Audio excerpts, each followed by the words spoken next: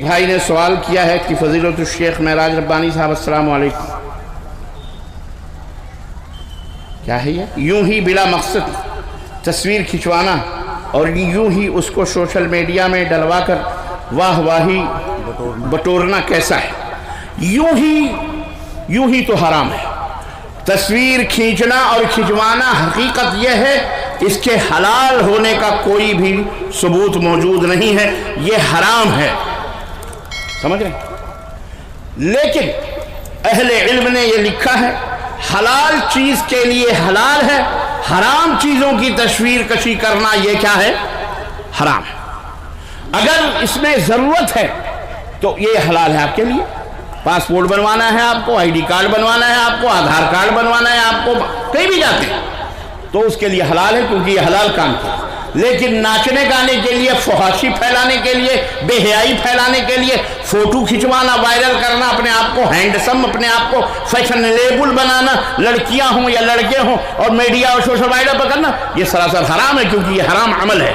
تو حرام عمل کی تصویر کشی کرنا حرام ہے، اور جائز عمل کی تصویر کھینچنے میں کوئی قباحت انشاءاللہ نہیں ہے۔ جیسے یہ کیمرے لگے ہوئے ہیں جو الحمدللہ ڈائریکٹ، میں کہیں بیٹھا تھا، ہمارے دوست بغل میں تھے، وہ مجھے دکھا رہے تھے کہ اس وقت کیا ہو رہا ہے، میں وہاں سے بیٹھ کر کے پورا اسٹیج کا منظر دیکھ رہا تھا، اور مجھے پتا ہو رہا تھا کب میرا ٹائم آنے والا ہے، کب کیا ہونا ہے۔ فون سے باتیں ہو رہی تھیں اسٹیج سیکریٹری سے، الحمدللہ میں اپنے وقت پہ آ گیا۔ تو اس کے لیے جائز ہے، کوئی حرج اس میں نہیں ہے، لیکن یوں ہی کھنچوانا، یوں ہی کوئی بھی کام فضول ہے۔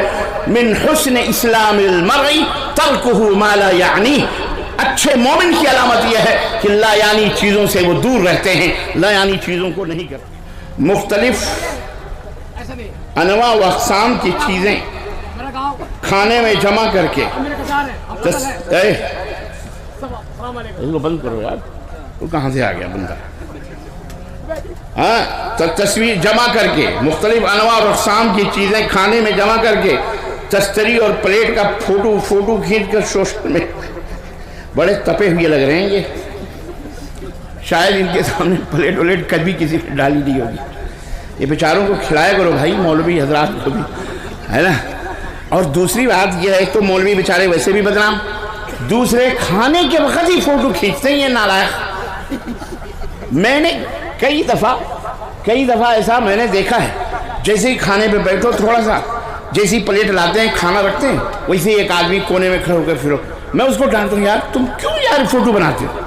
یہ کیا ہے؟ یہ دو لقمے کھلا رہے ہو اور اس کی بھی تصویر وائرل کر رہے ہو کہ ربانی صاحب آئے تھے ہمارے یہاں، دیکھو یہ کھا کے گئے، وہ کھا کے گئے، ویسے بھی بدنام، ویسے بھی تم اور ثبوت پیش کر رہے ہو۔ بند کرو یہ نالائقی، یہ نہیں کرنا چاہیے۔ تو یہ تمام سب چیزیں نہیں کرنا چاہیے۔ اب یہ دیکھو کوئی مولوی صاحب نے پکڑ لیا اور یہ کہہ رہے ہیں کہ وہ حرام ہے، بے شک غلط ہے، وہ نہیں کرنا چاہیے بھائی۔ اللہ تعالیٰ لوگوں کو ہدایت دے۔ اور جس نے کھانے کو خواہ غریبوں کی دلاداری ہوتی ہے، بے شک ہوتی ہے، بے شک ہوتی ہے غریبوں کی دلاداری، کہ اتنے انواع اور اقسام کے کھانے شادیوں کے وائرل ہوتے ہیں۔ اللہ ہدایت عطا فرمائے۔ واللہ بدلا رہا ہوں، غور کرنا میری باتوں پہ، ہم اپنی بربادی کے ذمہ دار خود ہیں۔ RSS نہیں ہے، کوئی ہندو تنظیم نہیں ہے، کوئی بھی BJP نہیں ہے، کوئی بھی کانگریس نہیں ہے، کوئی بھی سرکاری غیر سرکاری کوئی پارٹی نہیں ہے۔ ہم خود اپنی بربادیوں کے ذمہ دار ہیں۔ اگر ہم اپنے آپ کو سدھار لیں تو انشاءاللہ ہمیں کچھ بھی نہیں ہوگا، ہم دنیا اور آخرت میں سرخرو رہیں گے انشاءاللہ تبارک تعالیٰ۔ یہی نسخہ ہے۔ السلام علیکم ورحمۃ اللہ وبرکاتہ۔ سوال ہے کہ ناپاکی کی حالت میں جانور ذبح کرنا کیسا؟ کوئی حرج نہیں ہے، نماز پڑھنا حرام، اور جانور ذبح کر سکتا ہے ناپاکی کی حالت میں، کوئی قباحت نہیں، بس بسم اللہ اللہ اکبر کہہ کر کے وہ ذبح کرے، ٹھیک ہے؟ بس یہ چند سوالات۔ اچھا، اور آپ لوگوں کے بھی کچھ سوالات ہیں تو شاید ابھی تک علماء حضرات آئے نہیں ہیں۔ قسطوں میں گاڑی خریدنا جائز ہے یا نہیں؟ اسی طرح سے گھر، برتن وغیرہ، قسطوں میں گھر، برتن، یہ وغیرہ وغیرہ۔ اب اس کی تشریح ہے، قسطوں میں گاڑی خریدنا، قسطوں میں برتن خریدنا، کہ مثال کے طور پر یہ قلم ہے، میں جہاں تک سمجھتا ہوں وہ میں آپ کو بتا رہا ہوں، یہ قلم ہے، بیچنے والا آتا ہے کہتا ہے یہ قلم قسطوں پر اگر آپ کو لینا ہے تو میں 10 روپے میں دوں گا، ٹھیک ہے، اور روزانہ 1-1 روپے قسطوں میں آپ دے دیں، یا 1 مہینے کے اندر یہ قسط پوری کر دیں، ٹھیک ہے۔ اور اگر آپ نقد میں چاہیے تو میں اسے 8 روپے میں دے دوں گا یا 7 روپے میں دے دوں گا۔ تو ہم نے کہا نہیں، ہم کو قسطوں میں چاہیے، نقد ہمارے پاس نہیں ہے۔ تو ایسا برتن، ایسا سامان، ایسی گاڑی، ایسا مال لینا دینے میں کوئی حرج نہیں ہے، جائز ہے، بلا کسی کراہت کے، بغیر کسی۔ سمجھ لو میری بات، یہ کیا ہے؟ جائز ہے، حلال ہے۔ ادھار پیسہ زیادہ لینا جائز، اور نقد کم لینا یہ بھی جائز ہے۔ اس میں سود وغیرہ کہاں ہوتا ہے؟ قسطوں میں لیں گے تو وہ سب جوڑ کر کے لیتے ہیں۔ اب وہ کیسے بھی ہے، لیکن یہ اس طرح سے، جیسا کہ جو شکل میں نے بتائی کہ آپ اگر یہ ادھار لیں گے تو میں 10 روپے میں دوں گا، وہ کیا جوڑا ہے وہ جانتا ہے، لیکن ادھار آپ بھی فائدہ اٹھا رہے ہیں، آپ کو وہ مالک بنا رہا ہے۔ ادھار لینا ہے تو 10 روپے میں، نقد لینا ہے تو 7 روپے میں، کوئی حرج نہیں، جائز ہے، علماء نے اسے جائز قرار دیا۔ جی، اور کوئی سوال؟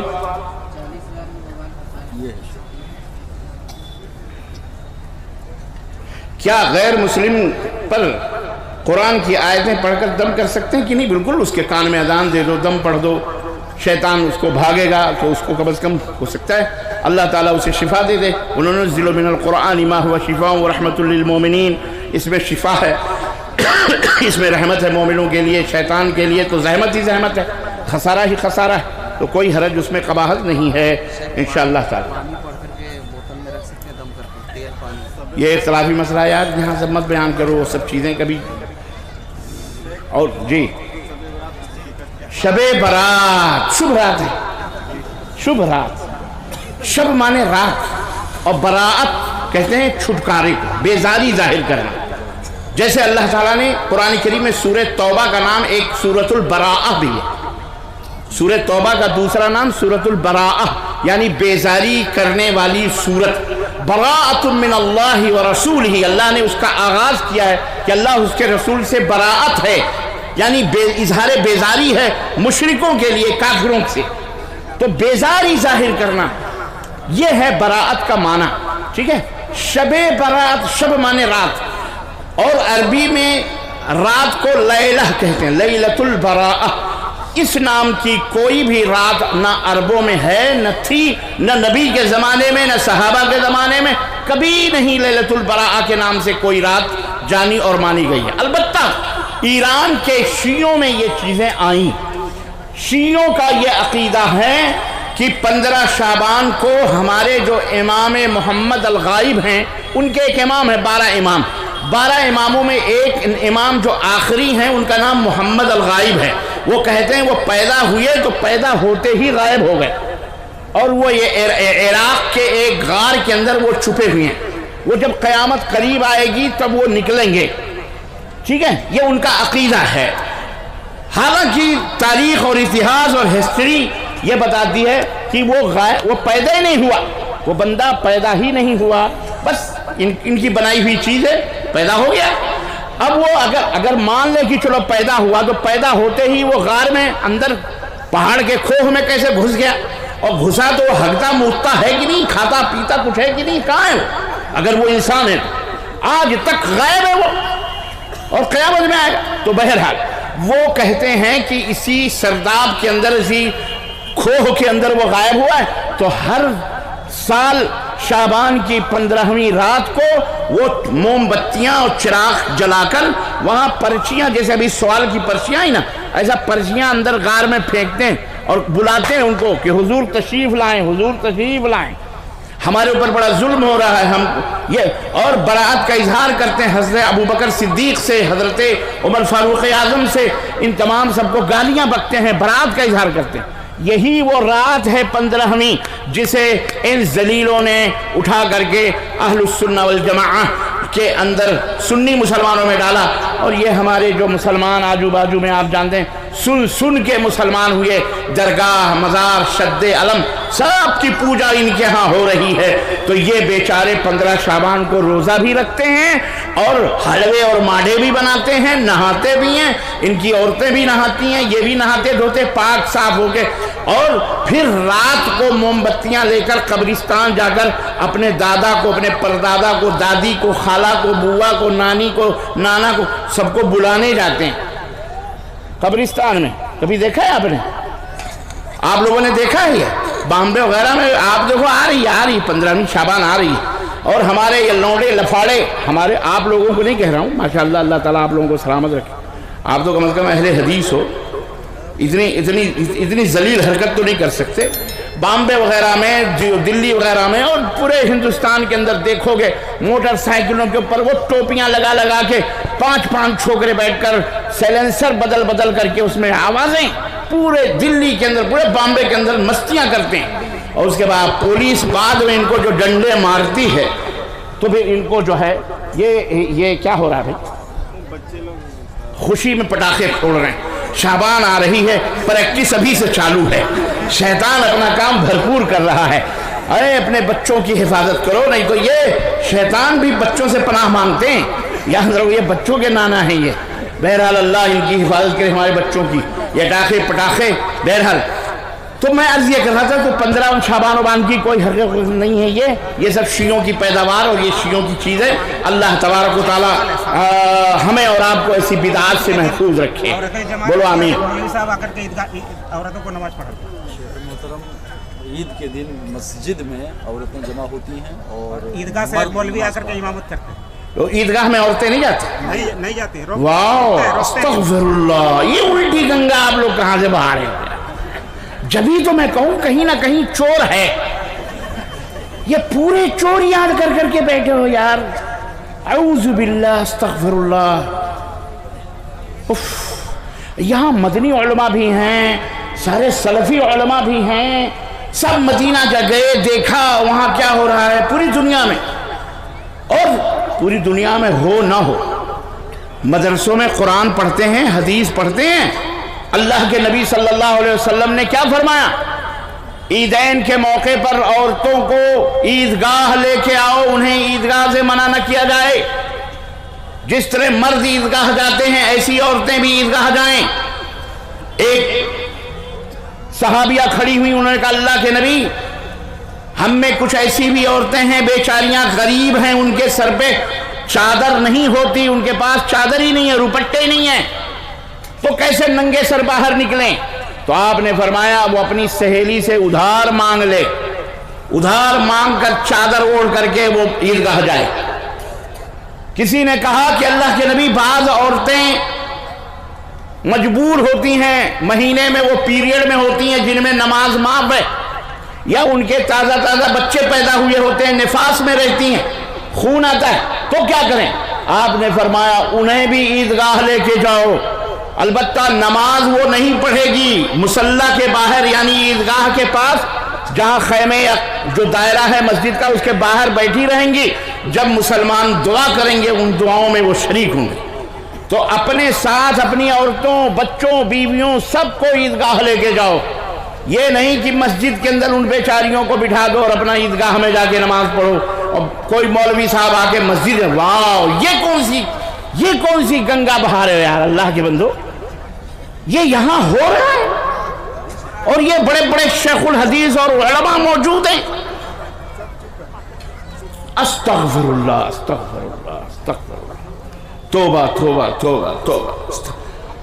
अहले हदीसो, ये तो बिदतियों के यहाँ होता है, ये बिदती लोग करते हैं। उनकी औरतें तो ईदगाह क्या मस्जिद का मुंह भी नहीं देखती। मैंने जुमे के खुतबे थे वहाँ ललमटिया में, वहाँ मैंने कुछ इस तरह के मसले आए, तो उन्होंने कहा भाई ईद तरावी, मैंने कहा औरतों के लिए तरावी का भी इंतज़ाम करो। आपकी मस्जिदों में उनके लिए तरावी का इंतज़ाम है? हाँ, आपने तो खूब टेंट लगाए हुए हैं यहाँ पे, यहाँ तो खूब बुला बुला करके आपने जमा किया हुआ है। तो रमज़ान आ रहा है तो उनकी तरावी का भी तो इंतज़ाम करो, कम से कम मस्जिद के कोने में पर्दे लगाओ, اور وہاں تراویح کا ان کا انتظام کیا جائے، درسوں کے اندر شریک ہوں بیچاریاں، اور یہی نہیں بلکہ عیدگاہ کا بھی انتظام ہو، ٹینٹ لگواؤ ان کے لیے عیدگاہ کے پاس ٹینٹ لگواؤ۔ مسجد میں اگر بارش کی وجہ سے، طوفان کی وجہ سے اگر ہے تو مسجد میں نماز پڑھو، بلے 4 جماعتیں بھلے کرنی پڑیں، عورتیں بھی ہوں مرد بھی ہوں، سب نمازیں پڑھیں الگ الگ جیسے ہم نماز پڑھتے ہیں عید، تو یہ جاری کیا جائے۔ ہم نے دیکھا ماشاءاللہ ہمارے برادرم، ان کی کون سا ان کا للبٹیا گاؤں ہے نہیں ان کا، دلدار صاحب، انہوں نے ماشاءاللہ مغرب ہی سے، میں نے جمعے کی بات کری، انہوں نے مغرب ہی سے پردے وردے لگا دیے ٹھکوا کے، عورتیں ماشاءاللہ بھیڑ لگ گئی اور 5 وقت کی نمازیں پڑھ رہی ہیں۔ اللہ اکبر، یہ سنت جاری کرو۔ اہل حدیثو، اپنے آپ کو اہل حدیث کہتے ہو، اہل سنت کہتے ہو، اس سنت کو مٹاؤ گے تو مٹ جاؤ گے۔ اپنی بہنوں بیٹیوں کو درس قرآن، درس حدیث مسجدوں سے قریب کرو، تو یہ اس کا انتظام کیا جائے، ٹھیک ہے انشاءاللہ۔ اور صرف مولوی کا منہ مت دیکھو، مولوی سے بیچارہ فتویٰ دیتا ہے، آپ ذمہ دار ہو، اللہ تعالیٰ نے آپ کو مکھیا بنایا ہے، چودھری بنایا ہوا، مالدار بنایا ہوا، تو مولوی صاحب سے کہو چلو عید کی ایک دن پہلے ہی سے عید کی تیاری کرو، عیدگاہ کے اندر عورتوں کا انتظام کیا جائے، مردوں کا بھی انتظام کیا جائے، مسجد کو بند کیا جائے، مسجد کے اندر نم عورتیں جائیں نماز الگ پڑھنے کے لیے، عیدگاہ کے اندر جائیں، ایک امام کے پیچھے خطبہ سنیں اور نماز پڑھیں، ٹھیک ہے انشاءاللہ جاری کرو گے یہ کہ نہیں کرو گے؟ ہاں، اور پچھلے سال میں نے یہی کہا تھا یہ رمضان المبارک کا مہینہ آ رہا ہے، اس میں خبردار اذان ہوگی، بس اس میں وہ راتوں کو سحری وحری کے جگانے والا جو سسٹم ہے، ہرگز وہ نہ کرنا، ہرگز وہ نہ کرنا، فتنے پیدا ہونا، اذانیں بند ہو جائیں گی۔ میں نے سنا یہی کہ کچھ احباب نے کہ مولانا آپ نے برہٹ میں بھی بولا تھا، وہاں بھی بولا تھا، الحمدللہ ہمارا علاقہ بالکل سناٹے میں ہے، اب کوئی بھی آدمی لاؤڈ اسپیکر استعمال نہیں کرتا، سب الحمدللہ خاموش ہیں۔ ایون آپ نے اہل حدیثوں کو کہا تھا غیر اہل حدیثوں کی مسجدوں سے بھی الحمدللہ آپ کو لاؤڈ اسپیکر کی اذان نہیں آتی، یہ اللہ جزائے خیر دے آپ لوگوں کو۔ تو الحمدللہ یہ تمام حرکتیں نہیں کرنا، ٹھیک ہے بس۔ تو یہ چند نصیحتیں اپنے لیے، آپ سب کے لیے، انشاءاللہ یار زندہ صبر باقی زندگی رہے گی تو پھر ملیں گے۔ وصلی اللہ علی نبینا محمد وعلی آلہ وصحبہ اجمعین، والسلام علیکم ورحمۃ اللہ وبرکاتہ۔